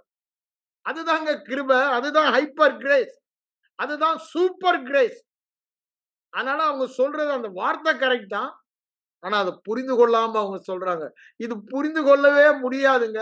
ஆவியானவர்ட்ட கேட்டா ஆவியானவர் ஒத்தாசை கொடுப்பார். நம்முடைய பரம்பரை உபதேசத்தெல்லாம், நம்முடைய சபையின் உபதேசத்தெல்லாம் ஒரு பக்கம் தள்ளி வச்சுட்டு, ஆண்டவரே இந்த கிருபையை குறித்த வெளிப்பாடு தாருங்கன்னா, இந்த பவுலின் நிருபங்களை படிக்கும் பொழுது தருவாரு. நான் அதை சொல்றேன். ஏன் அவருக்கு உபத்திரம் வந்ததுன்னா, கிருபையை போதித்தபடினால. அவருக்கு எதற்கு நிந்தை உபத்திரம் வந்ததுன்னா, கிருபையை போதித்தபடினால. அததான் உன்னிடத்துல சொல்றாரு. நான் கிருபையை போதித்தாம கிரியையை போதித்தனா, எனக்கு ஏங்க கலாத்திய நிருபத்தில் அதுதான் சொல்றாரு. எனக்கு ஏங்க இவ்வளவு உபத்திரம்னு கேட்கிறாரு. அதுதான் இங்க சொல்றாரு. இந்த உபத்திரவத்துக்கெல்லாம், இந்த நிந்தைக்கெல்லாம், இந்த இடுக்கணுக்கெல்லாம் நான் ஆண்டவர்ட்ட எனக்கு வானான்னு கேட்டானே, இதுக்கெல்லாம் ஒரே காரணம், நான் அந்த கிருபையை போதிக்கிறனால, கிருபையின் சுவிசேஷத்தை போதிக்கிறதுனால. ஆனாலும் அவையில் ஒன்றையும் குறித்து நான் கவலைப்படேன். ஏன்? இந்த கிருபை அதை மேற்கொள்ளும்னு எனக்கு தெரியும். அதனாலதான் சந்தோஷப்படுகிறேன், கலிகூறுகிறேன்றாரு. ஐயா, அவர் வியாதியில கலிகூறுகிறேன்னு சொல்லல, அப்படிதானே? தரித்திரத்துல கலிகூறுகிறேன்னு சொல்லல. அவர் என்ன சொல்றாரு? பாவத்துல கலிகூறுகிறேன்னு சொல்லல. இதெல்லாம் இயேசு ஜெயித்தது, கிருபை எனக்கு தந்தது இலவசமாக. நான் அப்படிதான் இருக்கேன். ஆகவே அதுல கலிகூறுகிறேன் என்று சொல்லுகிறார். ஆனா இன்னைக்கு என்ன பண்ணிட்டாங்க? வியாதியில கலிகூறுகிறோம் மாத்தி பேசுறாங்க, புரியாம பேசுறாங்க. உபத்திரவத்தை சொல்லுகிறார், உபத்திரவத்தை சொல்லுகிறார். என்ன சொல்றார் பாருங்க. ஆகிலும் அவைகளில் ஒன்றையும் குறித்து கவலைப்படேன். அந்த 24 என் பிராணனையும் ஜீவனையும் அருமையாக எண்ணேன், என் ஓட்டத்தை சந்தோஷத்தோடு முடிக்கவும் தேவனுடைய கிருபையின் சுவிசேஷத்தை நல்லா நல்லா சொல்லிடுறாருங்க. தேவனுடையது அது கிருபை, அது சுவிசேஷம். தேவனுடைய கிருபையின் சுவிசேஷம், தேவனுடைய கிருபையின் சுவிசேஷம். சுவிசேஷம் தேவனுடையது. ரோமர் 1 ஆரம்பிக்கும் போதே அப்படிதான் ஆரம்பிக்கிறாரு. அது தேவனுடைய சுவிசேஷம், அது குமாரனுடைய சுவிசேஷம், அது கிறிஸ்துவின் சுவிசேஷம். அது 1 அங்க சொல்றாரு கிருபையை பற்றி. கிருபை தாங்க, கிருபை தான் சுவிசேஷம். அதனாலதான் இங்க என்ன சொல்றாரு? தேவனுடைய கிருபையின் சுவிசேஷத்தை பிரசங்கம் பண்ணும்படி கர்த்தராகிய இயேசு கிறிஸ்துவினிடத்தில் பெற்ற ஊழியத்தை நிறைவேற்ற விரும்புகிறேன் என்று சொல்லுகிறார். கொஞ்சம் கூட காம்ப்ரமைஸ் பண்ணல. அடி உத போற ஊரெல்லாம் அவருக்கு தெரியாம போல. நல்லா நடக்கும், அங்க போனா எல்லாம் நல்லா இருக்கும்ட்டு அவர் போல. போகும்போதே அவருக்கு தெரியும் அங்க அடி உள்ள போகுது, கல்லால் அடிப்பான், பெரிய போஸ்டர் ஒட்டிடுவான், கள்ள உபதேசம் வந்திருக்குது, கள்ள தீர்க்கதரிசி வந்துட்டான், கிருபையை போதிக்கிறான். உங்க பாவம் செய்கிற கிரியை தேவன் பாக்குறது இல்ல, இயேசு செய்த கிரியை பாக்குறான்னு இவன் போதிக்கிறான் அப்படின்னு சொல்றதுக்கு அநேக மதவாத தலைவர்கள் இருந்தாங்க. இன்னைக்கு இருக்காங்க. அதுதான் சொல்றான். அவங்களால வந்த உபத்திரம், அவனுக்கு வந்த உபத்திரங்களை மேஜர் அதுதான். யூத மதவாத ஆவிகள், கிரியையை சார்ந்து நியாய பிரமாணத்தை சார்ந்து வாழ்கிறவர்கள், கிருபையை புரிந்து கொள்ளாதவர்கள், சத்தியத்தின்படி கிருபை அறிந்து கொள்ளாதவர்கள். அததான் இங்க சொல்றாரு. தேவனுடைய கிருபையின் சுவிசேஷத்தை பிரசங்கம் பண்ணும்படி கர்த்தராகிய இயேசு கிறிஸ்துவினிடத்தில் பெற்ற ஊழியத்தை நிறைவேற்ற விரும்புகிறேன் என்று சொல்லுகிறார். அதை சொல்லிட்டு அர்த்தம் என்ன பாருங்க. நான் உங்களுக்குள்ளே சஞ்சரித்து தேவ ராஜ்யம் கிருபை குறித்து பிரசங்கம் பண்ணினதை கேட்டவரால் நீங்கள் எல்லோரும் என் முகத்தை நல்லாவே தெரியுது. இனி நான் உங்களை பார்க்க போறது இல்ல, நான் ஜெயில இருந்து உங்களுக்கு நிருபம் வேணா எழுதுவேன். உங்களை ஏன் அவனுக்கு நன்றாக தெரியும் என்று அறிந்திருக்கிறேன். தேவனுடைய ஆலோசனையில் ஒன்றையும் நான் உங்களுக்கு மறைத்து வைக்கவில்லை. இத பிரசங்கம் பண்ணா என்ன கல்லடிப்பானே, கிருபைய சொன்னா என்ன இவன் பாவின்னு சொல்லுவானே, என்னை நிந்திப்பானே, கள்ள உபதேசன் கள்ள அப்போஸ்தலன் சொல்லுவானே அப்படின்னு அவரு மறைத்து வைக்கவில்லை. இது தேவனுடைய ஆலோசனை. கிருபை தேவனுடைய ஆலோசனை. கிருபையின் பவுல் மூலமாய் அதான் சொல்றாரு. கலாத்தியர் நிருபம் ஆரம்பிக்கும் போது மனிதர் மூலமாயும் அல்ல, அப்படிதானே, தேவனாலே நான் பெற்றது. டைரக்டா தேவன் எனக்கு கொடுத்த வெளிப்பாடு. ஆவியானவர் பவுலை தெரிந்து கொண்ட நோக்கமே அதுதான். அந்த வெளிப்பாடை கொடுக்க அதுதான் சொல்றாரு. என்னை உண்மை உள்ளவன் என்று நம்பி இந்த கிருபையின் ஊழியத்தை எனக்கு வெளிப்பாடாக தந்து இந்த கிருபையை பிரசங்கிக்கிறவனாக என்னை வைத்தார் என்று சொல்லுகிறார். அதுதான் சொல்றாரு. அந்த ஆலோசனையில ஒன்றை கூட நான் மறைக்கல. ஏன் எனக்கு அடி விழும், நான் அதை மறைத்தானே எனக்கு அடி இல்லை. எனக்கு மாலை போட்டு பெரிய போஸ்ட் போட்டு என்ன வரவேற்பாங்க. ஏன் நான் கிருபையை போதிக்காம கிரியையை போதிக்கும் பொழுது. ஆனா நான் அதுல காம்ப்ரமைஸே பண்ணல. அது பேதுருவா இருந்தாலும் அது கேட்டு நின்றேன். ஏன் அவங்கெல்லாம் தூண்களாக எண்ணப்பட்டவர்கள் எருசலேம் சபையில. ஆனா எனக்கு அதை குறித்து கவலை இல்லை என்று சொல்லுகிறார். யாரா இருந்தாலும் எனக்கு கவலை இல்லை. ஏன் direct he had an assurance. I got it directly from God Almighty. அதனால என்ன சொல்றாரு, இதை நான் மறைக்கவே மாட்டேன். எவ்வளவு அடி விழுந்தாலும் கிருபை உன் கிரியை அல்ல, கிருபை உன் கிரியை அல்ல, கிருபை இயேசு செய்தது, இயேசு செய்தது, அவருடைய ரத்தம், அவருடைய மரணம், அவருடைய உயிர்த்தெழுதல், இததான் நான் சொல்லுவேன் என்று. அதுதான் சுவிசேஷம். அதை நான் மறைத்து வைக்காமல் எல்லாம் அறிவித்தேன். அதனால என்ன சொல்றாரு பாருங்க, எல்லாருடைய ரத்த பலிக்கும் நான் நீங்கி சுத்தமாய் இருக்கிறேன். உலகத்துல அடிபடலாங்க, உலகத்துல கள்ள தீர்க்கதரிசின்னு சொல்லலாம், கள்ள உபதேசம் சொல்லலாம். ஆனா ரத்த பலிக்கு நீங்க ஏன் தவறானதை போதித்து நாளைக்கு அங்க சொல்லுவாங்க, ஆண்டவரே இந்த போதகர் இப்படி சொல்லிதான் எங்களை மாத்திட்டாரு. என் வாழ்க்கையில நான் அனுபவிச்சேன். என் போதகர் நல்ல மனுஷன், இப்படிதானே, விசுவாசத்தை குறித்து தவறா சொல்ல போய் நான் தவறா புரிந்து கொண்டு மனுஷ விசுவாசத்தை தேவ விசுவாசமும் வித்தியாசம் தெரியாதவனாக வாழ்ந்தேன். ஆனா ஆண்டவர் என் கண்ணை திறந்துட்டாரு கிருபையினால. அதனால மற்றவருடைய ரத்த பலிக்கு நீங்களா இருக்க வேண்டிய அவங்க கிருபையை அறியாம அழிந்து போனார்களானால், அததான் அங்க சொல்ல வருகிறார். அதை நான் உங்களுக்கு சாட்சியா கூடன்னு சொல்லிட்டு, ஆகையால் நீங்க சம்பாதிக்கல, நீங்க அப்படித்தானே சொல்றாங்க. என்ன சொல்றாங்க கிருபையை புரியாதவங்களாம், இவர் இரவும் பகலும் கண்ணீரோடு ஜபம் பண்ணி பிரயாசப்பட்ட 2000 ஆத்துமா சபையை ஸ்தாபித்தார். அப்படி அங்க போட்டிருக்கு வேதத்துல. சுய ரத்தத்தினாலே இரவும் பகலும் ஜெபிக்கல, கண்ணீர் விடல, பிரயாசப்படல. சுய ரத்தம், கிருபை, கிருபாதார பலி, ரத்தத்தினாலே, கிருபையினாலே, இயேசுவின் ரத்தம் செந்தப்பட்டபடியினாலே, இயேசு செய்த கிரியையினாலே. அதுதான் இங்க சொல்றாரு. சுய ரத்தத்தினாலே சம்பாதித்துக் கொண்ட தமது சபையை மேய்ப்பதற்கு பாஸ்டரா உங்களை வைத்திருக்கிறார். எச்சரிக்கையா இருங்கள் என்று சொல்லுகிறார். நீ உங்க கிரியை அல்ல. சபையில 100 வந்தாலும் சரி, 2000 வந்தாலும் சரி, லட்சம் வந்தாலும் சரி, கிருபைதான் அதை சம்பாதிக்கிறது. இயேசு செய்த கிரியைதான் அதை சம்பாதிக்கிறது. உங்கள் கண்ணீர் அல்ல, உங்கள் ஜெபம் அல்ல, நீங்கள் பிரயாசப்பட்டதல்ல. யாரு பவுலுக்கு மேல யாரும் பிரயாசப்பட்டிருக்க முடியாது. அந்த காலத்துல இருந்த டிரான்ஸ்போர்ட் ஃபெசிலிட்டில அவர் உலகத்தை கலக்குகிறவர் என்ற பெயரை பெற்றார். யோசித்து பாருங்க. ஆனா அவர் தான் சொல்றாரு, நான் இல்லப்பா, நான் இல்ல, இயேசுவின் ரத்தத்தினாலே சம்பாதிக்கப்பட்ட தெசலோனிக்கே சபை, எபேசு சபை, கொலோசு சபை, கொரிந்திய சபை என்று சொல்லுகிறார். ஆனா பரிசுத்த ஆவியானவர் உங்களை கண்காணி, சூப்பர்வைசிங், அப்படிதானே, மேய்ப்பராக வைத்திருக்கிறார். ஆகவே ஜாக்கிரதையா இருங்க. நான் போன பின்பு கொடிதான ஓனாய் வரும். என்ன ஓனாய்? கிருபை இல்ல, கிரியை தான். நீ ரட்சிக்கப்பட்டது கிருபை. அதுக்கப்புறம் உன் கிரியை தான் எல்லாம். ரட்சிப்புக்கு மாத்திரம் தான் கிருபை. அதுக்கப்புறம் எல்லாமே உன் கிரியை. பரலோகத்துல நியாயம் தீர்க்கப்பட போவது உன்னுடைய கிரியைன்னுவாங்க. ஆனா வேதம் அப்படி சொல்லல. அதனால தான் என்ன சொல்றாரு அவங்கள ஓனாய் என்று சொல்லுகிறார். இந்த கிருபைக்கு விரோதமாய் பிரசங்கிப்பவர்கள அவங்க என்ன பண்ணுவாங்க? மாறு வேடத்தில் வந்து வாங்கலாம். மாறுபாடான போதிப்பாங்க. கிருபைக்கு விரோதமாக போதிப்பாங்க.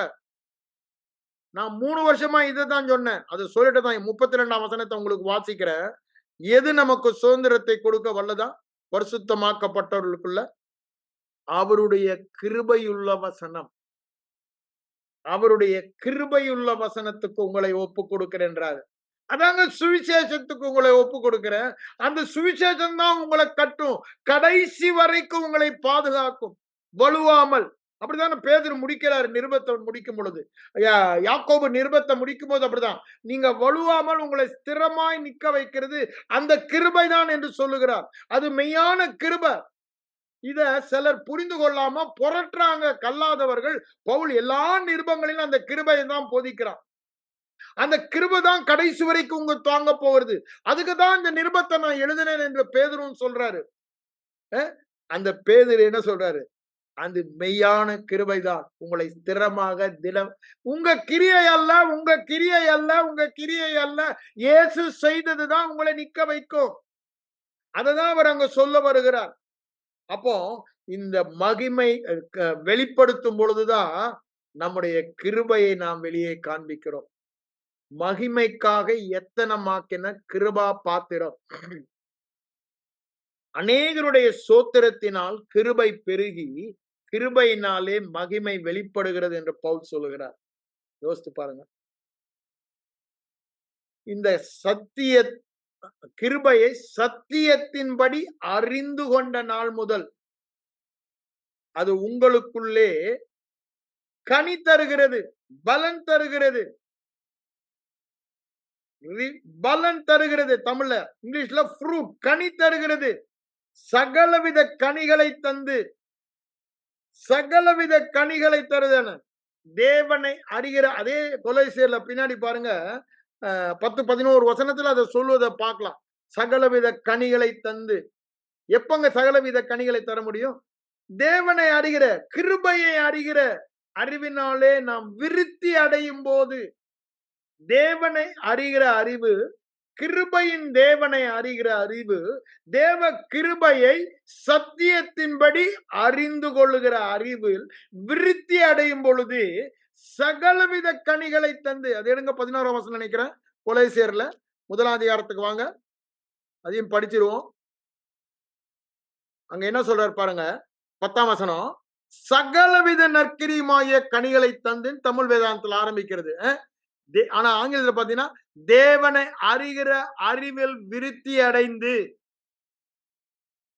அப்படின்னு நாங்க கிருபையை அறிகிற அதுதான் கிருபை உண்டாவதாக நாங்க ஜெபிக்கிறோம்ல. இங்க ஜெபிக்கிறாரு, அங்க ஆசீர்வதிக்கிறாரு. ஏன்? வாயின் அறிக்கையின் பலனை அறிந்தவர். அந்த வாயின் அறிக்கை அவர் சொல்லும் பொழுது அதை விசுவாசத்தோடு சொல்லுகிறார். இந்த மகிமை அவர் வாழ்க்கையில் வெளிப்பட வேண்டும். நம்ம விசுவாசத்தோடு கேட்டு நாம் விசுவாசத்தோடு பேசும்போது நம்முடைய வாழ்க்கையில வெளிப்படும். He knows the power of tongue. மரணமும் ஜீவனும் நாவின் அதிகாரத்திலும் பவுலுக்கு தெளிவாய் தெரியும். அதனாலதான் அவர் அங்க சொல்றாரு, நான் விசுவாசித்தேன் ஆகையால் பேசுகிறேன், கிருபை சமாதானம் உண்டாவதாக என்று சொல்லுகிறார். இங்க என்ன சொல்றாரு பாருங்க. தேவனை அறிகிற அறிவில் விருத்தி அடைந்து சகலவித நற்கிரியுமாகிய கனிகளை சகலவித நற்கிரிகளாகிய கனிகளை தந்து. ஐயா, கிருபை என்றால் நற்கிரியை இல்லாத வாழ்க்கை அல்ல. கிருபை தேவனோடு நம்முள்ள உறவுக்கு ஓகே. உலகத்தில் உள்ள உறவுக்கு கிரியை தேவை, நற்கிரியை தேவை. தேவனோடு உள்ள உறவுக்கு கிருபை போதும். உலகத்தில் உள்ள உறவுக்கு நற்கிரிகளாகிய கனிகள் தேவை. இங்க கிரியை இல்லாம நான் கிருபங்க, நான் வேலைக்கே வரமாட்டேன், எனக்கு சம்பளம் கொடுப்பாரா? அடி உழும். நான் ஸ்கூலுக்கே வரமாட்டேன், பாடத்தை படிக்க மாட்டேன், எனக்கு பாஸ் கொடுன்னா நடக்குமா? அது கிருபை இல்லைங்க, அது கிரியை. இங்க உலகத்துல டீல் பண்றது கிரியை தான். ஆனா தேவனோடு உள்ள உறவுக்கு தான் கிருபை. அது நல்லா புரிஞ்சுங்க. தேவனோடு உள்ள உறவுக்கு கிருபை. இங்க நற்கிரியைகள் இருக்கணும். அதுக்குதான் கிருபை. அதுதான் இங்க சொல்றாரு. இந்த கிருபையை சத்தியத்தின்படி அறிந்து கொண்ட நாள் முதல் நற்கிரியைகளாகிய கனிகள் பலனாக வெளிப்படும். அது மாத்திரம் சொல்றாரா? கர்த்தருக்கு பிரியம் உண்டாக வாழ்கிறீர்கள். ஐயா, கிருபை பெற்றதுதான் இது இல்ல. கர்த்தருக்கு பிரியம் உண்டாக எப்போ? இந்த கிருபையை விசுவாசிக்கும் பொழுது. விசுவாசத்தும் இல்லாமல் தேவனுக்கு பிரியமா இருக்க முடியாது. எதுல விசுவாசம்? அவர் செய்ததுல விசுவாசம். உங்க கிரியையில விசுவாசம் இல்லங்க. நீங்க ஜெபிக்கிறதுல உள்ள விசுவாசம் ஆண்டவர் பிரியப்படல. நீங்க ஆராதனைக்கு போறதில்ல, ஊழியம் செய்யறதில்ல, காணிக்க கொடுக்கறதில்ல, உபவாசம் பண்றதில்ல இல்ல. அவர் செய்தேன்னு சொல்றாரு. அதை விசுவாசிக்கிறதுல தான் அவர் பிரியமா இருக்கிறாரு. அததான் இங்க சொல்றாரு. கிருபையை விசுவாசித்து கிருபையை சத்தியத்தின்படி அறிந்து கொண்ட நாள் முதல் சகலவித நற்கிரிமாய கனிகளை தந்து என்ன சொல்றாரு பாருங்க. சகல விதமான நற்கிரிமாய கனிகளை தந்து தேவனுக்கு பிரியம் உண்டாக, கர்த்தருக்கு பிரியம் உண்டாக அவருக்கு பாத்திரராக நடந்து கொள்ளுகிறோம். அவருக்கு பாத்திரராக worthy of his calling. கிருபை என்ன செய்தது என்று சொல்வதை காண்பிக்கும் பொழுதுதான் சுவிசேஷத்துக்கு பாத்திரராய் நடந்து கொள்ளுங்கன்னு அங்க பிலிப்பர் நிருபத்துல சொல்றாரு. அழைக்கப்பட்ட அழைப்புக்கு கிருபையினால் அழைத்தார். அந்த கிருபைக்கு பாத்திரமாக, சுவிசேஷத்துக்கு பாத்திரமாக இங்க என்ன சொல்றாரு? அவருக்கு பாத்திரமாக நடந்து கொள்ள. எதுங்க? கிருபையை அறிகிற அறிவு. அதில் விருத்தி அடைய வேண்டும். பரிபூரணமா இருக்கு. பரிபூரண கிருபை எனக்கு கொடுக்கப்பட்டது. இன்னும் தேவை, இன்னும் தேவைன்னு கேட்க வேண்டாம். கிருபைக்கு நன்றி சொன்னா பவுல் எல்லா இடத்திலும் நன்றி தான் சொல்றாரு. அருளப்பட்ட கிருபைக்கு நன்றி, நன்றி, நன்றி தான் சொல்றாரு. நன்றி சொன்னா போதும். அதுக்கு மேல என்னதான் பண்றாரு? கிருபையில பலப்படுங்கள் ஆசீர்வதிக்கிறாரு. இந்த கிருபை உங்களை விட்டு நீங்காதிருப்பதாக ஆசீர்வதிக்கிறார். ஏன்? வாயின் வார்த்தையின் வல்லமை புரிந்தவராக சொல்லுகிறார்.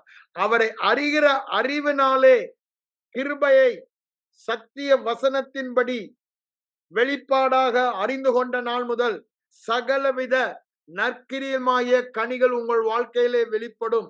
தேவனுக்கு பிரியமான பாத்திரமாக கிருபைக்கு கிருபை பாத்திரம். பாத்திரமா எப்போ? மகிமை வெளிப்படும் பொழுதுதான் அவருக்கு பாத்திரமாக. அப்படின்னு என்ன? அவர்தான் நான் அப்பதான் காண்பிக்கும் போதுதான் அவர் வேறு நான் வேறு அல்ல. அவர் வேறு நான் வேறு அல்ல என்பதை காண்பிக்கும் பொழுது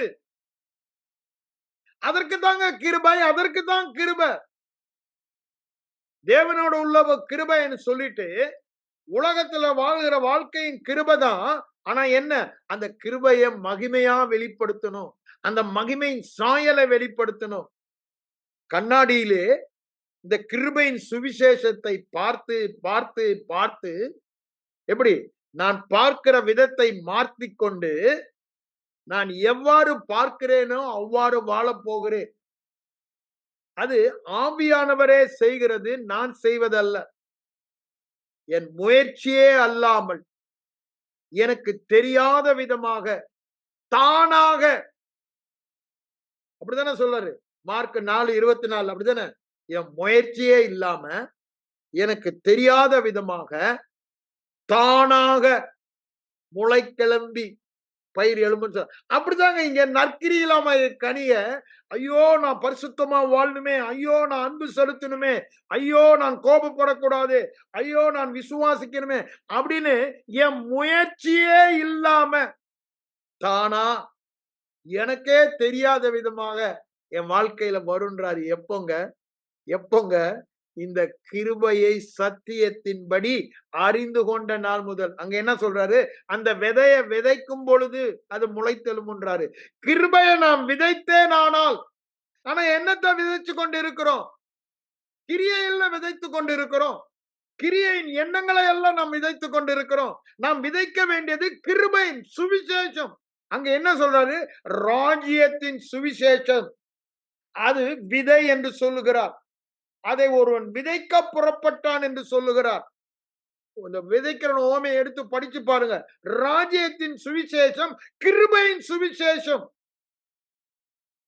இது விதைத்தினா வேற ஒண்ணுமே நீ செய்ய வேண்டாம். விதைத்தால் தானே நீங்க வாயில பேசி அதை கேட்கிறதுனால வருகிற விசுவாசம். அதுதான் என்ன சொல்றாரு, கிருபையை சத்தியத்தின்படி அறிந்து கொண்ட நாள் முதல். அது தானாக முயற்சி இல்லாமல் உனக்கே நானா அப்படி நடந்தேன். இது நமக்கு ஆச்சரியமா இருக்க. இது நிச்சயமா இவன் இல்ல, இது கிருபைதான். இது கர்த்தரால் வந்தது, நம்முடைய கண்களுக்கு ஆச்சரியமா இருக்கு. சங்கீதம் 118 சொல்றாருல, அந்த கதை தான் இங்க. இது கிருபையினால் வந்தது. இவன் லாய்க்கா இல்ல, இவனா இவனா நிச்சயமா சான்ஸா இல்ல என்று சொல்லுகிற அளவுக்கு நம்மை உயர்த்தி அந்த மகிமையை வெளிப்படுத்துவது எதுங்க? அதுதாங்க கிருப கிருப கிருப. அந்த கிருபையின் விதையை தான் விதைக்க சொல்றாரு. கிருபையின் சுவிசேஷம். இயேசு என்ன செய்தார்? என்ன செய்தார்? நீ ஆண்டவரோட உன் கிரியையினால உறவு கொள்ள போனது திரும்பவும் அதை சொல்லிடுறேன். அவர் எல்லாமே செஞ்சிட்டாரு. அதை விசுவாசித்து அதை நீ விதைத்து விதைத்து அதை பேசி அதை கேட்டு அந்த அறுவடை வருது பாருங்க. அறுவடை. அந்த அறுவடையை தான் சொல்றாரு. அந்த அறுவடை தான் சொல்றாரு. நீ முயற்சியே செய்யல. நீ செஞ்சதெல்லாம் விதைச்சதோடு முடிஞ்சு போச்சு. அது தானா வருது. உனக்கே தெரியல நீனா இப்படி மாறிட்டேன்னு. உலகத்துக்கும் புரியல இவனா இப்படி மாறிட்டான். அதுதான் கிருப. அதுதான் கிருப. கிருப வந்து சகலவித நற்கிரியுமாகிய கனிகளை வெளிப்படுத்தும். எப்ப வெளிப்படுத்தும்? நீ விதைத்தாதான் வெளிப்படுத்தும். நீ தியானம் பண்ணாம வெளிப்படுத்தன்னு நினைச்சா நடக்காது. தியானம் பண்ணுவதுதான் விதைக்கிறது. தியானம் பண்ணுவதுதான் விதைப்பது. கிறிஸ்தவ வாழ்க்கையில ஒரே முயற்சி அதுதான். அதனாலதான் பவுல் என்ன சொல்லுகிறாரு, உங்க எல்லாரிலும் நான் அதிகமா பிரயாசப்பட்டேன். என்ன பிரதர், இது வரைக்கும் நீங்க கிரியை இல்ல, கிரியை இல்ல. நீங்க இப்போ பவுல் கிரியை செய்தன்றாரு. ஆமா, அவர் கிரியை செய்தன்னு 1 கொரிந்தியர் 9ஆம் அதிகாரம் முடிக்கும் போதுன்னு சொல்றாரு. என் சரீரத்தை அடக்கி ஆளுகிறேன்றாரு. அங்கேயும் கிரியைமா இல்லங்க, அதை நான் அடக்கி ஆளல, அது கிருபைதான் செஞ்சிச்சுன்னு இங்க 1 கொரிந்தியர் 15:10 வரும்போது சொல்றாரு. நான் அல்ல, கிருபையே என்று சொல்லுகிறார். அதேதான் கலாத்தியர் 2:20 சொல்றாரு. நான் அல்ல, கிறிஸ்துவே அப்படின்னு. என்ன கிருபையே, அவர் செய்ததே. அதை சொல்லிட்டு தான் 21 என்ன சொல்றாரு, கிறிஸ்துவே, கிறிஸ்துவின் விசுவாசமேன்னு சொல்லிட்டு கலாத்தியர் 2:21 என்ன சொல்லுகிறாரு, நான் கிருபையை விருதாவாக்குகிறது இல்லை. ஏன் கிருபையை நான் உபயோகப்படுத்திக் கொள்ளுகிறேன் என்று சொல்லுகிறார். கிருபையை நான் பிரயோஜனப்படுத்திக் கொள்ளுகிறேன் என்று சொல்லுகிறார். அந்த கிருபை மேல நான் முழு கவனத்தையும் வைக்கிறேன். கிருபையே நான் விசுவாசிக்கிறேன். அந்த கிருபை தான். அதனாலதான் என்ன சொல்றாரு, நான் அந்த வசனத்தை எடுத்து வாசிக்கிறேன். டைம் முடிஞ்சிருச்சு. 2 கொரிந்தியர் 15ஆம் அதிகாரம் 10ஆம் வசனத்தை மட்டும் நான் வாசிக்கிறேன் உங்களுக்கு.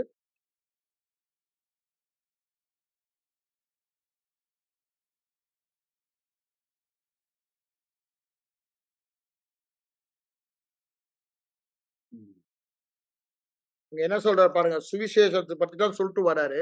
கிருபையின் சுவிசேஷத்தை ஆரம்பிக்கும் போது 15 பாருங்க, உங்களுக்கு பிரசங்கித்த சுவிசேஷத்தை அப்படின்னு என்னங்க, கிருபையின் சுவிசேஷத்தை உங்களுக்கு தெரியப்படுத்துகிறேன்.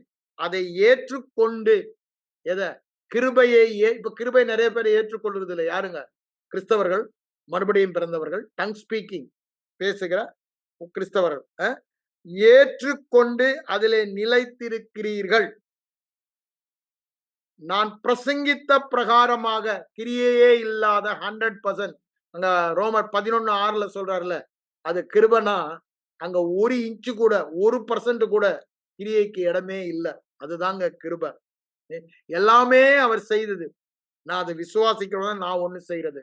அதுதான் கிருப. அந்த படி விசுவாசிக்கும் பொழுதுதான் மகிமை வெளிப்படும். நற்கிரியிலாய கனிகள் வெளிப்படுன்றாரு. அதை சொல்லுதான் பாருங்க.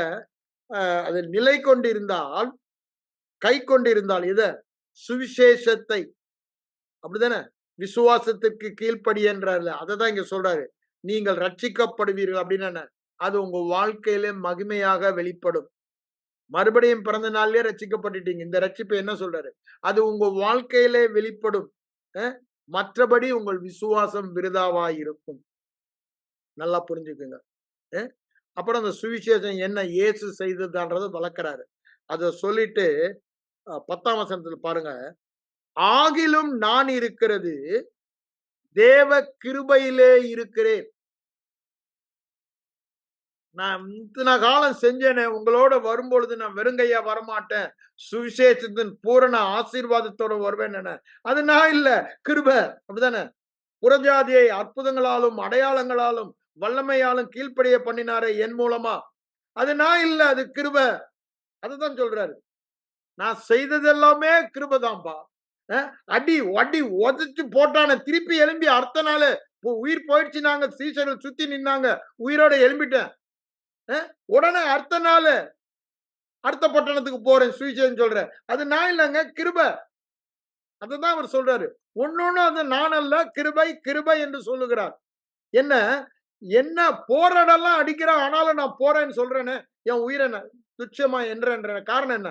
அது கிருபை. அததான் இங்க சொல்றாரு. நான் இருக்கிறது தேவ கிருபையினாலே. பவுலுடைய வாழ்க்கை முழுவதும் பாருங்க, எல்லாமே கிருபைதான். ஒரு மனுஷனால அந்த வாழ்க்கை அவனால வாழ முடியாது. அவர் வாழ்ந்து காண்பிக்கிறார். காரணம் என்ன? கிருபையை பற்றிய வெளிப்பாடு. நான் இருக்கிறது தேவ கிருபையினாலே இருக்கிறேன். அவர் எனக்கு அருளின கிருபையை நான் விருதா வாக்குகிறதில்லை. திருப்பி அதே தான் சொல்றாரு. கலாத்தியர் 2:21 சொன்னதான் சொல்றாரு. நான் எல்லாமே கிருபையினால செய்தேன். கிறிஸ்துவே என்னில் வாழ்கிறான் அர்த்தம். கிருபையே அவர் என்ன செய்தார் அதை பற்றிய விசுவாசத்தினாலே வாழ்கிறேன். அப்போ முழுவதுமாய் கிருபையை சார்ந்திருப்பதுதான் கிறிஸ்தவ வாழ்க்கை. அல்லது முழுவதுமாய் கிறிஸ்து. அதுதான் கிறிஸ்தவாளி. அவருக்கு எனக்கு அருளின கிருபை விருதாவாய் இருக்கவில்லை. அதிகமாய் கிருபை உங்களை சோம்பேறியாக்காது. என்ன பிரதர், முயற்சி இல்லாமல் தானாக தெரியாத விதமாக எல்லாம் சொன்னீங்க. ஆமா, ஆமா, நீங்க அறியாம ஓடுவீங்க. நீங்க போணுமேன்னு ஓட மாட்டீங்க.